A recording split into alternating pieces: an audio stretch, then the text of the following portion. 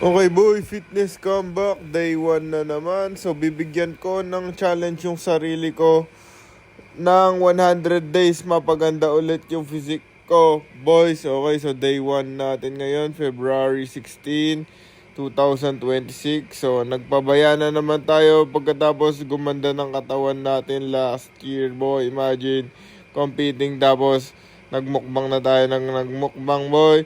So, yung storya niyan sa mga next videos na lang para madami-dami tayong content. So, ayan. Magpe-pre-workout meal ako, black coffee, tsaka saging gas. At dito na kami sa gym. Tapos, ayan.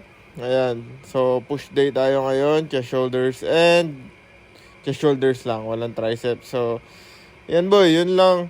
So, sa mga susunod na video, abangan nyo. Basta ang challenge ko sa sarili ko is mapaganda ko ulit yung katawan ko within 100 days, tapos magde-decide tayo kung ano na yung gagawin natin pagtapos ng 100 days boys. So ang pinakamaganda dyan kasi boy, mga 'di ba nasa 84 ako ngayon, pagka mga nasa 72 to 74 kg ako, maganda na yung body composition ko boy. So konting kilograms lang yun boy.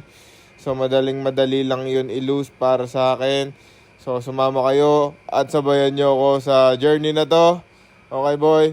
Kung napo-follow up kayo, okay lang yan. Basta importante, babalik. Sabay-sabay tayo. Ayun, meal ko. Taba ng mukha ko, taba ng tiyan ko, taba ng chest ko. Lahat mataba. Sarap. Basic, let's go!